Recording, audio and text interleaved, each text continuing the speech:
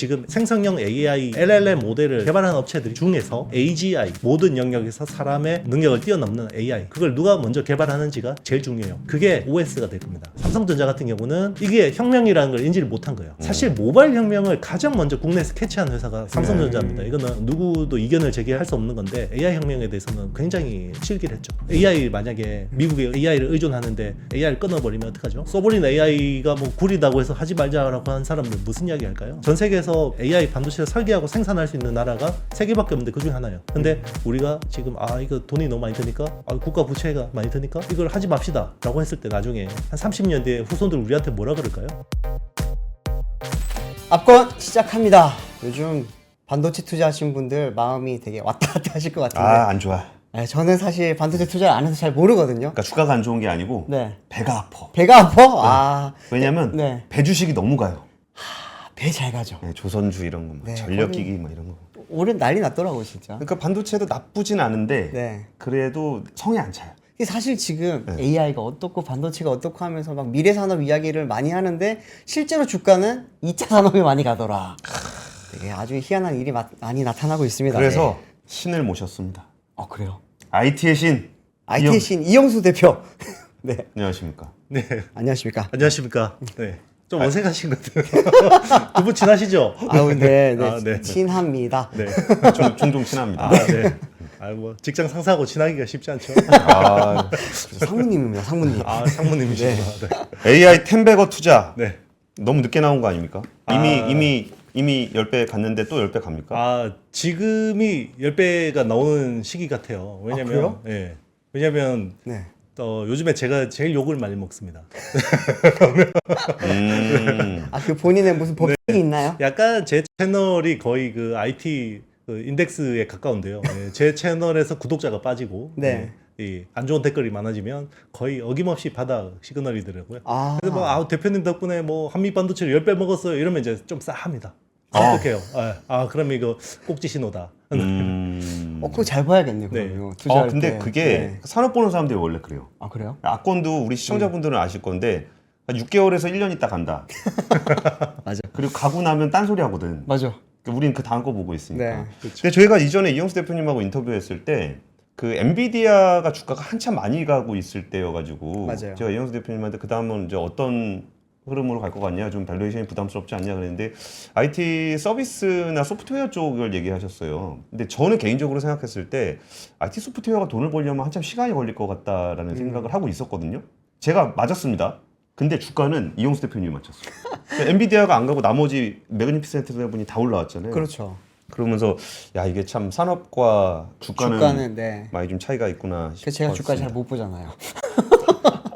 그 산업 쪽에서 물이 좀 빠져야 됩니다. 저도 10년 산업에서 기자하다가 여의도 와서 제일 고생한 게 타임갭 있잖아요. 네. 그거를 시장에 튜닝하는데 굉장히 시간이 걸렸습니다. 최근에 구글 I/O가 전 세계적으로 제일 화제가 된 것 같아요. 네. 어떤 부분들을 제일 눈여겨보셨어요? 그러니까 이제 그 생성형 AI를 하는 회사들이 결국 AI에 최적화된 디바이스를 하고 싶어하는 것 같아요. 그래서 이거를 뭔가 물론 이제 협력 파트너를 가지고 같이 공동 개발하는 그림도 있겠지만 적어도 자기들이 직접 설계를 하고 제조를 해본 다음에 그래야 이제 여기에 최적화된 AI 디바이스를 만들 수 있다. 그리고 이게 결국 생태계에서 중요하다고 보고 있는데 제가 항상 말씀드리는 거는 이 혁명이라는 거는 결국 그 4가지 요소를 중심으로 진행이 될 수밖에 없거든요. 그러니까 CPND라는 4가지 키워드인데 콘텐츠, 플랫폼, 네트워크, 디바이스. 오. CPND. 되게 외우기 좋다. 대표님이 만든 용어예요? 아니면 있는 용어예요? 원래 있는 용어입니다. 어쩐지. 네. 너무 그럴듯해가지고. 네. 근데 이제 그게 보통은 디바이스가 먼저 치고 나가는 때도 있고요. 그러니까 플랫폼이 먼저 치고 나가는 때도 있는데 이번 AI 혁명 같은 경우는 플랫폼이 먼저 치고 나가는 그러니까 생성형 AI라는 플랫폼이 먼저 치고 나가는 경우고요. 모바일 혁명은 오히려 디바이스가 치고 나가는 경우로 아이폰. 맞습니다. 그렇죠. 그렇게 볼 수 있습니다. 그러면은 사실 엔비디아는 좀 주가가 많이 올랐다 싶어서 약간 조정받고서 다들 걱정했는데 세상 멍청한 놈이 엔비디아 걱정하는 놈이다라 그래가지고 다시 네. 130불 구고 그러니까요. 야 중국에 대해서 수출 규제 맞아가지고 크게 흔들릴 거야라 그래가지고 엊그제 어닝 서프라이즈가 났죠. 맞아요. 엔비디아는 좀 어떻게 보십니까? 그러니까 이제 우리가 인터넷 혁명하고 지금 AI 혁명을 굉장히 많이 비교를 하거든요. 네. 근데 이제 인터넷 혁명 때 엔비디아가 초창기 가장 많이 비견된 회사가 시스코였어요. 시스코. 그러니까 시스코가 처음에 인프라를 깔아주는 이제 네트워크 장비 회사였잖아요. 네. 그러니까 네트워크가 처음에 깔리고 나면 결국 이게 플랫폼으로 가고 이게 이제 디바이스로 가고 이렇게 이게 흐름이 넘어갈 거다라고 이야기를 했는데 만약에 엔비디아가 초창기 비즈니스 모델을 계속해서 끌고 갔다 그러면 아마 시스코의 포지션이었을 수도 있을 것 같아요. 근데 엔비디아도 그걸 알죠. 기업은 그리고 진화합니다. 생물처럼 진화하는 건데요. 그래서 엔비디아가 단순히 시스코처럼 인프라 하드웨어를 제공해주는 회사에 그치지 않고 네. 여기서 종과 횡으로 확장을 했어요. 그러니까 종횡으로 어떤 식으로 확장을 했냐면 처음에는 단순히 GPU라는 AI 가속기 쪽만 하다가 네. 이거를 CPU하고 GPU를 최대한 연결해서 하나의 어떤 그 네트워크 연결을 해서 굉장히 쓸 수 있게 편하게 진출했고 그리고 이걸 이제 서버 렉까지 진출했고요. 그리고 이거를 전체 연결해서 AI 클러스터를 꾸릴 수 있는 데이터 센터까지 솔루션으로 확장을 한 거고요. 이게 이제 하드웨어적인 확장이라고 볼 그렇죠. 수 있는 거고요. 그리고 이제 소프트웨어 스택을 쌓기 시작했죠. 그래서 원래 엔비디아 칩을 사면 쿠다라는 개발자 생태계를 무료로 쓸 수 있게 해줬거든요. 네. 그러니까 시험 볼 때 옛날 선배들 그 족보 있잖아요. 네. 네, 족보를 막 쌓아놓은 거예요. 여기에다가 수많은 개발자들이 소스 코드를 여기 쌓아놓은 거죠. 그러면 엔비디아 칩을 사면 쿠다를 그대로 쓸 수 있게 해주고 그래서 여기에다가 이제는 시뮬레이션을 할 수 있는 옴니버스라는 저 이제 권순우 팀장님이 그거 설명을 굉장히 인상 깊게 들었는데 저 그 옴니버스하고 그 로봇 개발 그룹 그렇죠. 이게 예. 디지털 트윈하고 이게 합성 데이터를 어떤 식으로 하는지 닥터 스트레인지 개념을 들면서 굉장히 잘 설명하셨더라고요. 그런 식으로 이제 그 어떤 소프트웨어 스택들을 쌓을 수 있게 해준 거죠. 여기서 그러면 개발자들은 여기서 쿠다라는 소스 코드도 쓰고 그리고 시뮬레이션도 돌려보고 그럼 데이터는 어디 남죠? 엔비디아에 남죠. 그러니까 단순히 시스코뿐만 아니라 우리 모바일 혁명에서 안드로이드 같은 역할도 OS 같은 역할도 하는 거고요. 네. 그리고 일부는 퀄컴 같은 AP 역할도 한다고 보고 있습니다. 그러니까 엔비디아가 끝날 수가 없는 거죠. 다 하네요. 뭐 예전에 시스코는 사실 인프라를 깔았으니까 하드웨어를 했던 거고 그 나머지 아까 말씀하셨던 걸 이제 보면 소프트웨어를 했는데 엔비디아는 하드웨어 하다가 이제 횡으로까지 넓히면서 계속 가니까 주가는 계속 가는 건가요, 그러면? 그렇죠. 그리고 우리 류종훈 기자하고 그 저희 채널에서 아리수라는 그걸 하고 있잖아요. 그래서 저 류종훈 기자한테도 이제 수돗물? 수돗물. IT 신과 류빌리티의 아. 수다라는 이제 그 코너를 하고 있는데 거기서 이야기하는 게 결국 최근에 현대차가 엔비디아 중심으로 확 전환되고 있잖아요. 많이 그러니까 갔죠. 결국 엔비디아가 OS와 이제 그 칩셋을 제공해 주잖아요. 네, 네. 결국 자율주행차나 로봇을 하는 데 있어서 그러니까 이제 그 엔비디아가 이게 피지컬 AI라는 컨셉을 가지고 오면서 네네. 단순히 우리가 인프라 회사로 머물러 있지 않겠다. 결국 그 이 AI라는 모든 그 클러스터 여기 생태계를 다 아우르는 회사가 되겠다라는 거죠. 지금 이렇게 채팅창 보니까 사조 얘기하는데 네. 제가 좋아하는 그 리벨리온의 박성현 대표가 네. 기업 가치를 사조로 올리겠다 그래갖고 동원 참치를 안 먹어요. 진짜 맨날 사조 참치만 올려갖고 내가 사조 간다. 뭐 그러고 있거든요. 네. 근데 지금 상황을 보면은 엔비디아도 많이 올라오고 매그니피센트도 많이 올라오긴 했는데 예를 들어 네. 애플이나 이런 데들 보면 조금 요새 약해요. 맞아.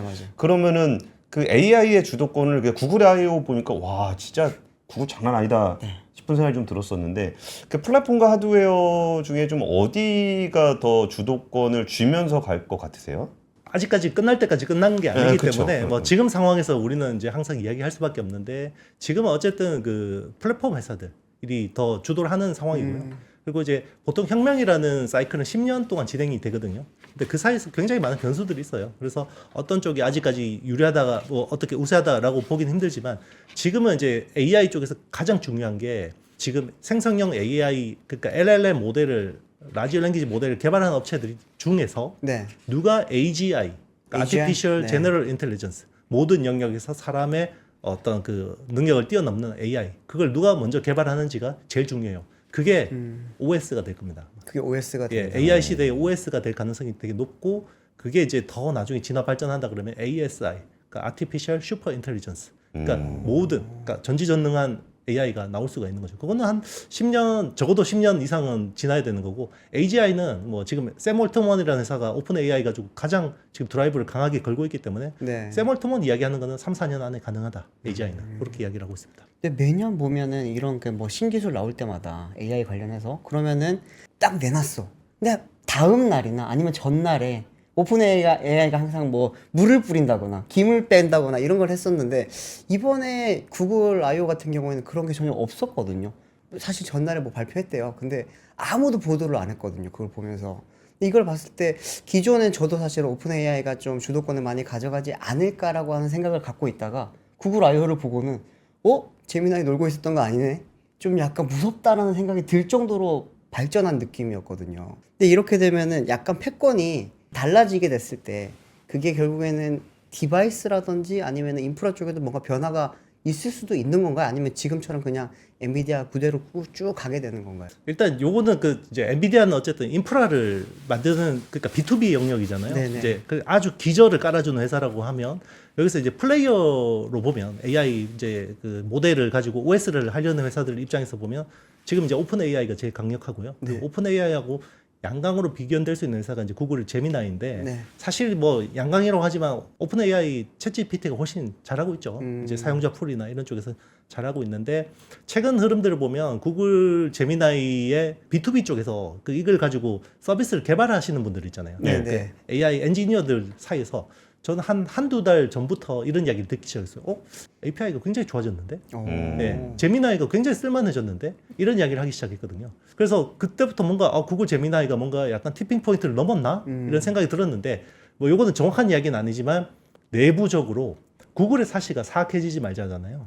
네. 네. 약간 사악해진 것 같습니다. 어떤 측면에서? 내부 점일까요? 컴플라이언스를 좀 풀은 것 같아요. 그러니까 사실 네. 오픈 AI 같은 회사들은 스타트업이고 네. 그리고 사실 그렇게 뭐 기존의 룰에 얽매이지 않아요. 그렇죠. 그래서 막 하거든요. 이제 막 갖다 쓰고 나중에 문제 생기면 이거 가지고 이제 소송해서 잘 풀고 막 이런 식인데 구글은 이미 인터넷 시대, 모바일 시대 강력한 플랫폼 기업이기 때문에 그리고 항상 이제 독점, 반독점에 대한 이슈가 있기 그렇죠. 때문에 조심한단 말이에요. 네. 근데 이대로 가다가는 오픈 AI한테 많이 밀리겠는데 라는 생각이 드는 것 같아요. 그래서 아마 순다르 피차이가 약간 그런 컴플라이언스에 대한 것들을 AI에 대한 어떤 그런 내규들을 좀 완화한 거 아닐까. 그게 사실은 성능하고 안정성은 완전 트레이드 오프 관계거든요. 아 그래요? 예.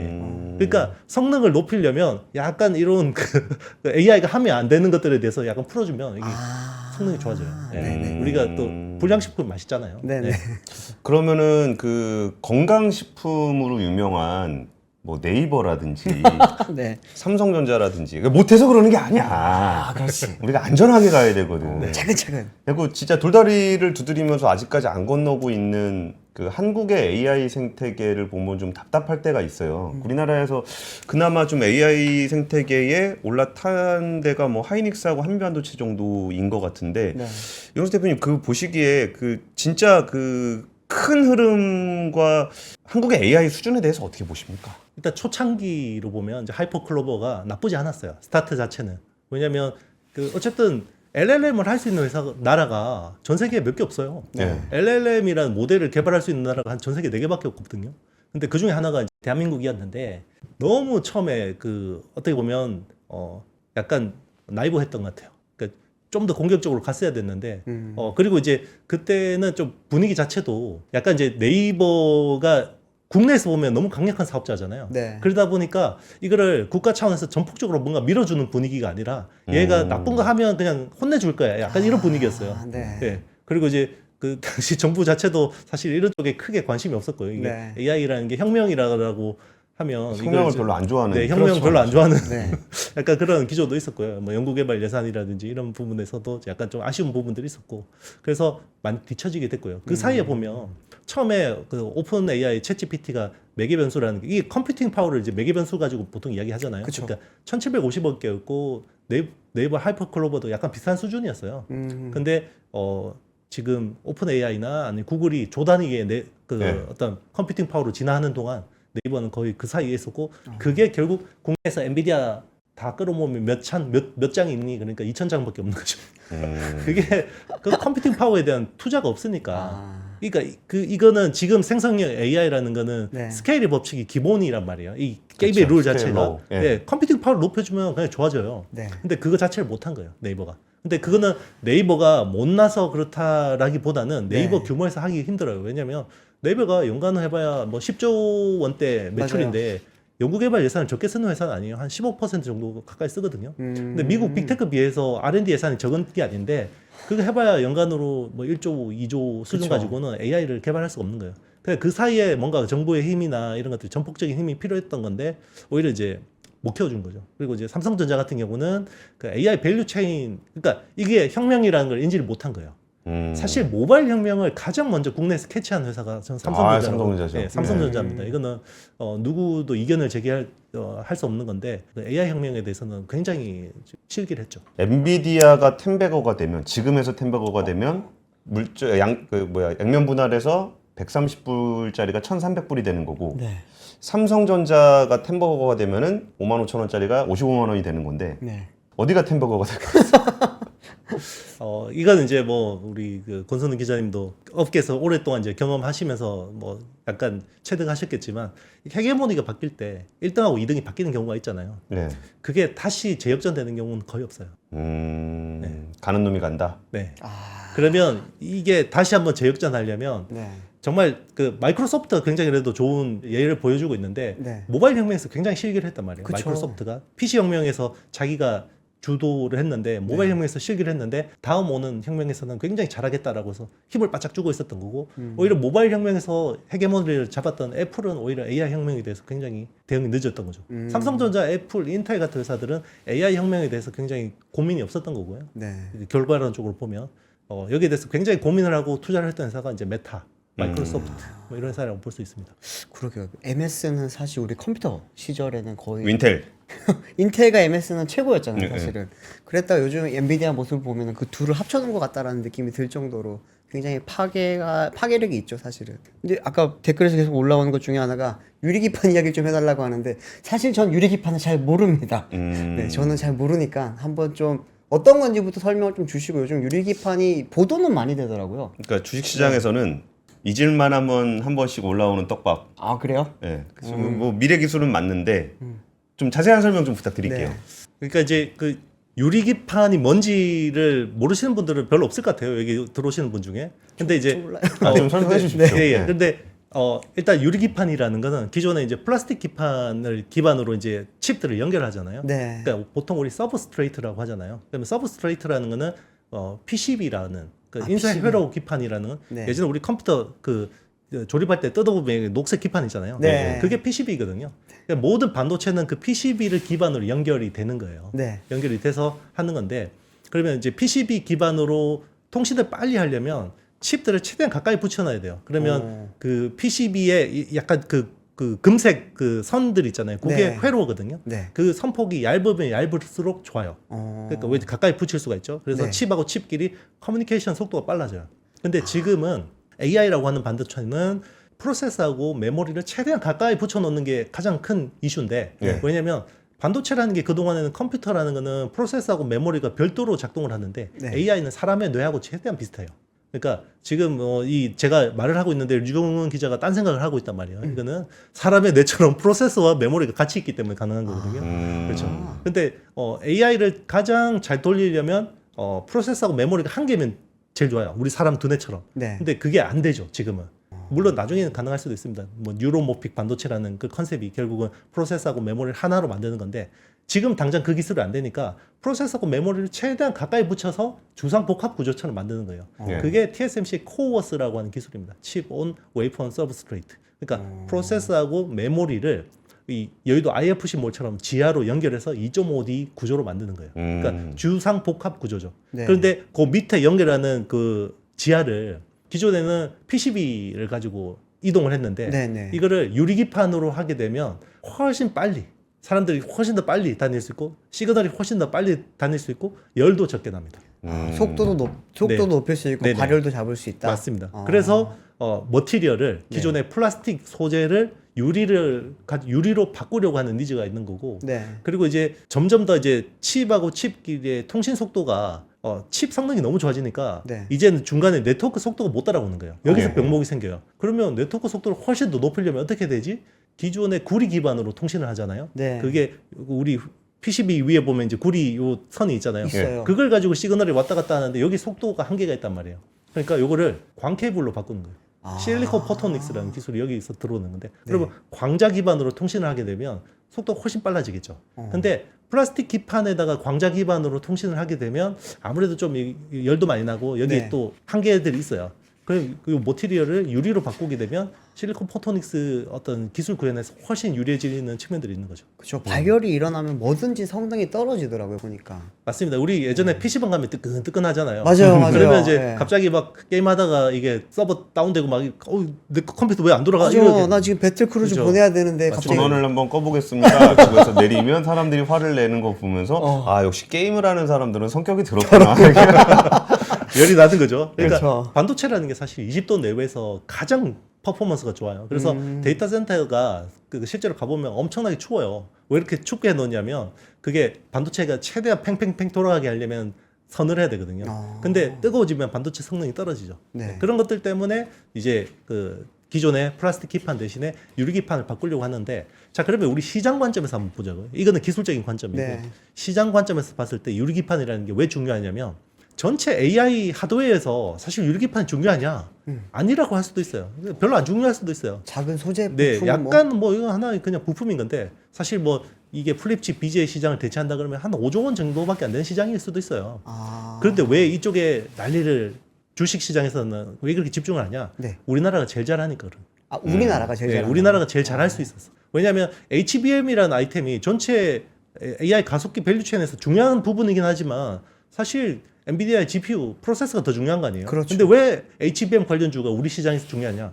우리나라가 제일 잘하니까. 예. 그러면 우리 시장에서는 이게 제일 중요한 이슈인 거죠. 근데 이게 보면 그 외에 파운드리나 이런 쪽은 다 지금 대만이 잘하고 있죠. 그렇죠. 서버도 대만이 잘하고 있죠. 그러면 당연히 대만 주식이 오르겠죠. 근데 유리기판이라는 거는 우리나라가 잘할 수 있는 이유가 있는데 이게 디스플레이 산업에서 온 기술들이 되게 많아요. 원천 기술들. 그래요? 네, 왜냐하면 유리라는 머티리얼을 다루는 게 디스플레이 산업이 이만한 게 없는데 우리나라가 원래 디스플레이 강국이었어요. 다 그렇죠. 잊어버렸겠지만 지금도 강국입니다. 있어서 강국인데, 그렇지. 그렇죠. 우리나라가 디스플레이 강국인데 사실 디스플레이 산업이 거의 뭐 지금 10년째 가뭄이거든요. 그러니까 투자 가뭄이라고 볼 수 있고 그게 이제 중국이 막대한 그 물량으로 따라오기 때문에 그런 건데 그쵸. 자, 이거를 하이엔드 쪽으로 가려면 기존 디스플레이보다는 유리기판 같은 이런 반도체는 사실 이 굉장히 고가의 머티리얼 시장이거든요. 그렇죠. 그쪽이 이제 열린 거예요. 그러니까 예, 시장은 기대감에 반응하는 거죠. 근데 그 지금 이렇게 대충 상황을 보면은 저도 이제 오랫동안 자본시장과 산업을 같이 보다 보면 네. 이게 이제 패턴이 있어요. 뭐가 하나 갑자기 이제 빅맨이 딱 나와. 네. 그러면은 이제 관련주들을 찾아요. 예를 들어서 엔비디아가 있으면은 뭐 슈퍼마이크로 얘가 서버를 한대. 네. 뭐 그래갖고 얘가 날아간 다음에 그 다음에 이제 비스무리하게 올라가고 네. 그 다음에 이제 유리기판 같은 경우는 이제 미래 산업인데 야 이거 다음 세대가 유리기판이래. 근데 얘는 좀 늦게 와. 그러니까 변동성이 뿅 갔다 뿅 내려왔다. 뿅 내려왔다. 뿅 내려왔다. 막 이래. 네. 그리고서 그 다음에 그러면 야 그러면 플랫폼이나 뭐 서비스나 요게 이게 다 갔어. 그럼 그 다음에 이제 서비스 여기 가. 그러면 지금 어지가 야 그래갖고 전기가 필요하대. 그래갖고 이제 전력기기도 올라가고 전력기기 많이 이렇게 다 하죠. 준단 말이에요. 그러면은 이제 거의 어지간한 종목 발굴들은 끝난 것 같아요. 이제 대충 요 서플라이 체인 안에서 이 생태계 안에서 대충 발견은 됐고 맞아요. 주가도 좀 올라왔다 내려왔다 하면서 됐고 그 서비스도 어느 정도 올라왔는데 그럴 때 그래가지고 그때 이영수 대표님 말씀 주셨던 게 하드웨어는 많이 왔는데 이쪽이 많이 안 따라온 것 같으니 이제 얘네들이 좀 올 것 같다 이렇게 말씀을 해주셨어요. 그럼 이제 다 나왔어. 그러면 지금 이제 우리가 주목해봐야 되는 포인트가 하드웨어 쪽하고 이제 소프트웨어를 그냥 딱 양분해서 본다 그러면은 어디에 좀 더 관심을 두고 계세요? 일단 이제 주가적으로 그러니까 미국 주식을 한다 그러면 소프트웨어 쪽으로 관심을 가지는 게 맞아요. 근데 국내에서 SK 하이닉스처럼 뭔가 이 밸류체인 안에서 독보적인 역할을 하는 소프트웨어 기업이 없어요. 국내에서. 아, 내가 질문을 잘못했구나. 소프트웨어가 없어. 우리는 없어. 없어. 물론 있긴 한데 네. 사실 국내 AI 소프트웨어는 사실 이 글로벌 어떤 이 밸류체인에서 관점보다는 오히려 차기 정부에서 약간 그 소버린 AI 쪽에서 육성하는 정책 모멘텀을 보는 게 맞아요. 왜냐면 우리나라가 글로벌하게 먹힐 수 있는 소프트웨어를 가진 회사가 없습니다. 최근에 막 정치권들이 써버리는 지금 이야기 여기 많이 나와 하잖아요. 지금 우리나라 하추핑 보유국 3지. 하추핑이 이제 막 AI로 막 움직이는 거지. 뭐. 네. 죄송합니다. 네. 말씀해서 죄송합니다. 아니, 너무 웃겨. 예. 예. 최근에 만나면서 이제 소버린 AI 되게 많이 하던데, 근데 소버린 AI가 우리나라가 그러면 성공할 가능성이 있어서 지금 정치권에서 띄우는 건지, 아니면은 실제로 그런 거랑 상관이 없이 워낙 먹힐 주제니까 띄우는 건지 좀 궁금하거든요. 서버린 AI를 왜 하냐? 네. 이게 우리가 경쟁력이 있어서 하는 거냐? 여기에 대해서 한번 생각을 해보면요. 저는 이 서버린 AI라는 게 핵개발하고 비슷한 것 같아요. 핵개발. 핵개발. 지금은 어떻게 보면 이 히로시마의 원폭이 떨어진 다음에 미국이 세계 최초로 개발했잖아요. 네. 그리고 소련이 이거를 무슨 스파이를 이렇게 잘해서 기술 빼냈어요. 개발한 거예요. 네. 그게 소련 대신 지금 중국 이야기인 거죠. 자, 그 다음에 또 누군가 나오겠죠. 프랑스 같은 데서 막 제재를 뚫고 막 개발해요. 영국 같은 나라도 개발해요. 그리고 강대국이 한 4-5개 나라가 개발합니다. 그러면 어떻게 하는 줄 아세요? 자, 이거 위험하니까 다른 나라들 하지 마세요. NPT라는 걸 만들어요. 그러면 나중에는 AI를 개발하고 싶어도 못 해요. 핵이랑 비슷하네. 핵이랑 핵무기처럼. 똑같습니다. 근데 핵보다 훨씬 AI가 훨씬 더 폭발적이고 파괴적이에요. 파괴력이 더 우리는 크다. 핵은 못 써. 네. 갖고만 있어야 돼. 맞습니다. 근데 쓰면 안 AI는 되지요. 당장 경제에 미치는 영향이 커요. 네. AI가 우리는 지금 체감을 못 하겠지만 실제로 AI가 경제에 미치는 효과가 엄청나게 커질 수밖에 없고요. 향후 뭐 5년, 10년 안에 AI가 전체 글로벌 GDP에서 차지하는 비중이 엄청나게 급속도로 커질 거고요. 네. 그리고 이게 당장 우리가 중국하고 가장 많은 산업에서 겹치는 포지션이 이제 제조 측면에서 우리나라잖아요. 네. 그럼 우리나라가 중국보다 조금 더 우리가 뭐 그냥 품질이나 이런 쪽에서 좀 더 낫다라고 해서 프리미엄을 받잖아요. 근데 이게 AI가 올라가면 완전히 게임의 룰이 달라져요. 우리가 예전에 한번 생각해 보세요. 피처폰에서 스마트폰으로 바뀔 때 한번 생각해 보세요. 네. 피처폰이 그때 막 당시 피처폰이 피날레가 막 명품폰 이런 거였어요. 그렇죠. 프라다폰, 초콜릿. 맞습니다. 초콜릿폰. 프라다. 그렇죠. 응. 뭐 아르마니폰 이런 거였죠. 그래갖고 LG가 장렬하게 전사했죠. 그렇죠. 네. 지금 AI가 없으면 피처폰인 거예요. 근데 OS가 올라가면서 게임의 룰이 바뀌었는데 네. LG는 그때도 우리가 좀 더 좋은 품질의 휴대폰 만들면 팔릴 거야 라고 생각한 거예요. 근데 지금은 중국이 모든 저 디바이스, 가전 이런 쪽에 아무래도 한국보다는 좀 품질이 떨어지지만 여기서 AI가 올라간다 그러면 네.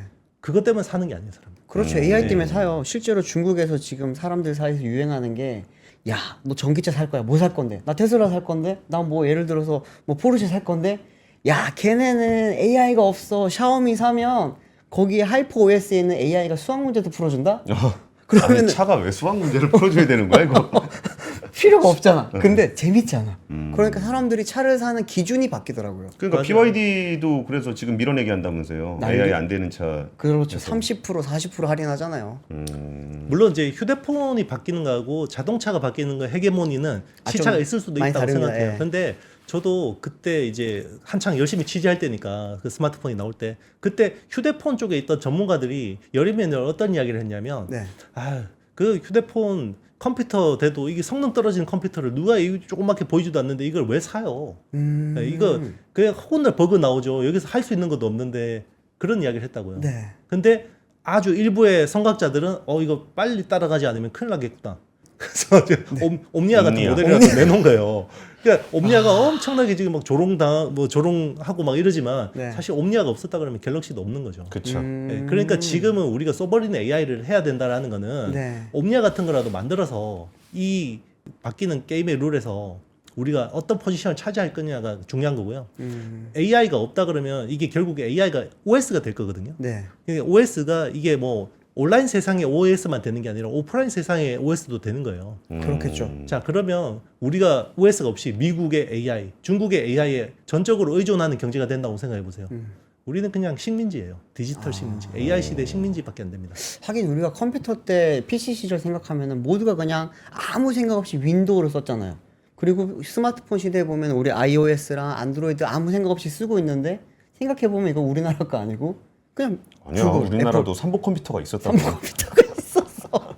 세진 컴퓨터도 있었어. 그러니까. 네. 근데 말 그대로 그건 이제 일정한 이 환경 안에서만 이게 영향을 미쳤다면 AI는 나중에는 요즘 모든 피지컬 영역에. AI도 이야기가 그쵸. 나오긴 하지만 우리 실제 생활 안에서 영향을 받을 수도 있겠다라는 거네요. 당장 방산에 적용을 해보자고요. 방산이요? 예. 지금 러시아 우크라이나 전쟁을 보면 AI 전쟁, 드론 전쟁이잖아요. 그쵸. 예.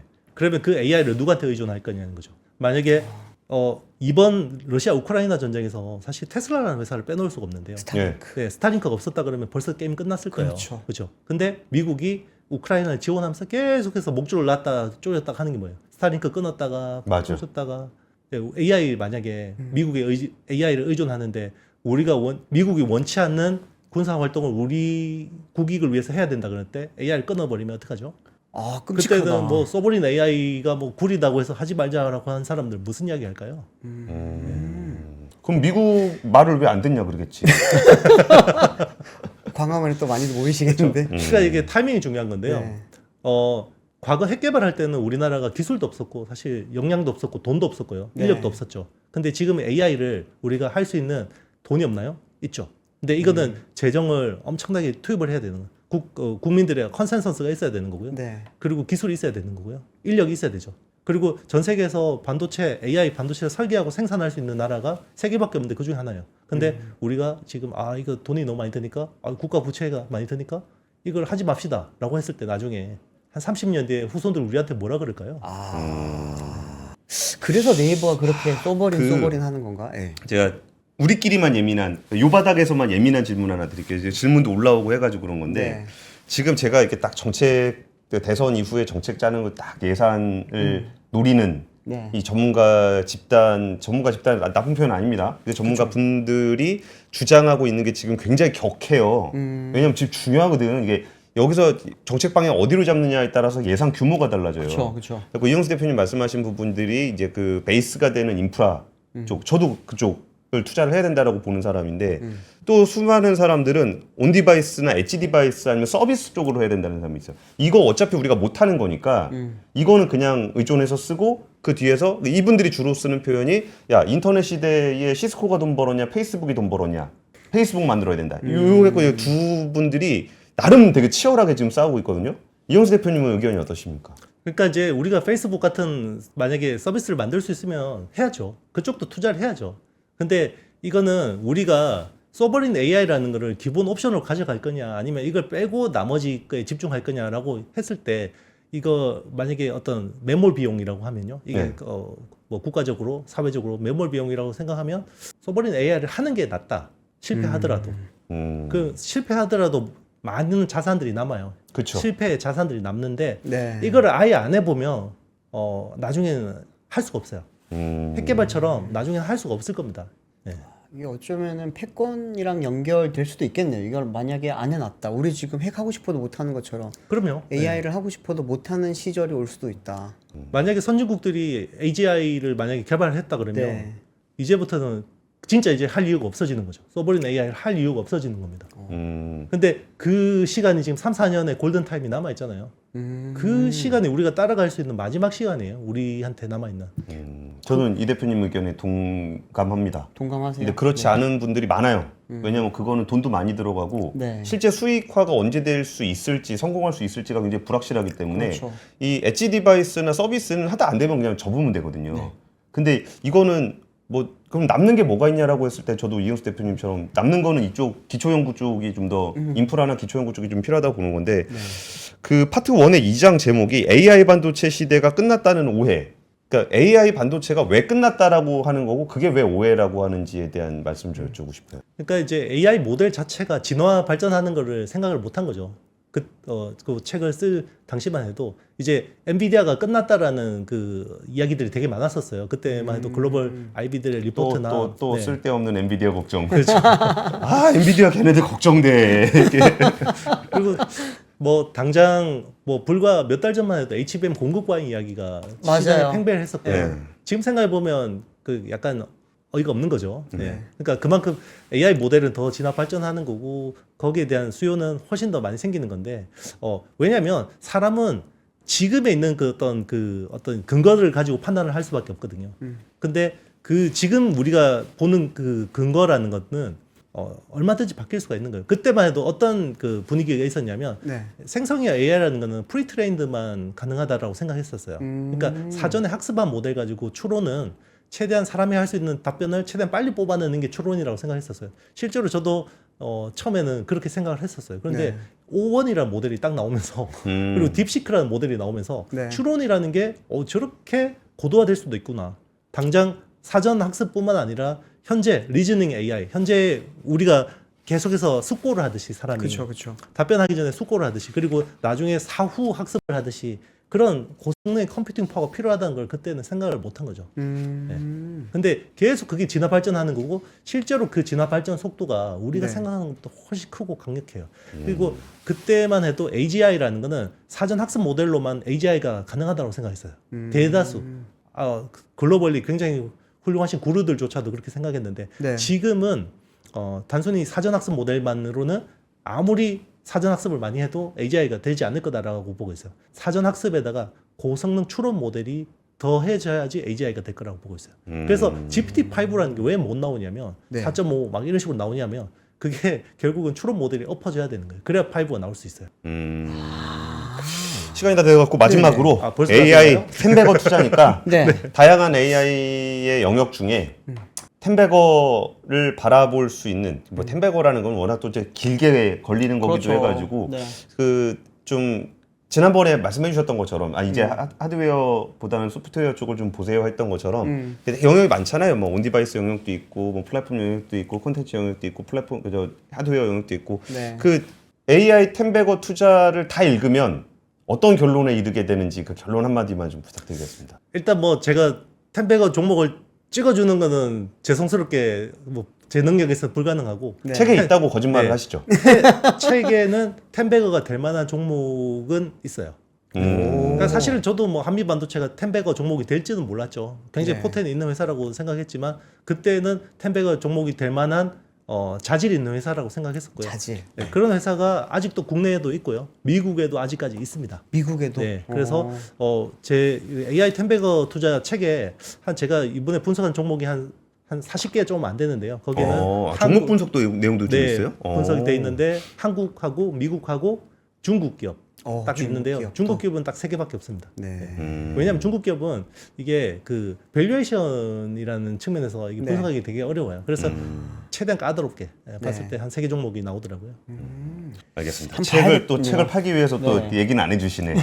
그렇죠. 그리고 저희가 이제 그 이따가 또 나중에 뭐 커뮤니티나 이런 거 통해 가지고 이영수 대표님의 AI 텐베거 투자 5명 선정해서 좀 보내드릴 거니까 나중에 한번 그거 하면 응모해 주시면 좋을 것 같고요. 저도 텐베거 하나 찍어드리겠습니다. 어떤 거? 아까 누가 알려주시던데 KAI 아닙니까? KAI? 카이 카이. 한국우주. 많이 갔던데. 아 금요일 되니까 너무 마음이 풀리는 것 같아. 예, 오늘 그 IT의 신 이영수 대표님 모시고서 AI 산업 관련한 전반적인 얘기를 좀 나눠봤는데요. 사실 AI 산업이라는 게 하루아침에 오진 않을 것 같아요. 네. 이제 스물스물 오는데 그쵸. 우리가 AI에 뒤처진 건 맞는데 얼마 전에 오픈 AI에서 유료 구독자가 한국에 1등이라는 거 아니에요. 맞아요. 그러니까 사실 인구 대비로 따지면 미국 사람들보다 더 많이 쓸 거야 이거는.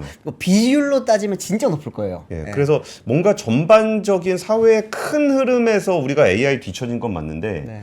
우리의 사람들은 뭔가 기회가 생겼을 때는 분명히 열심히 달려갈 준비는 돼 있는 것 같아요. 네. 그래서 그 AI 텐베거 투자를 보시면서 여기서 진짜 그 AI 시대를 꼭 투자의 관점뿐만이 아니라 그렇죠. 그 시대를 어떻게 준비해야 되는지에 대해서도 한번 좀 고민해보는 그런 시간을 가졌으면 좋겠습니다.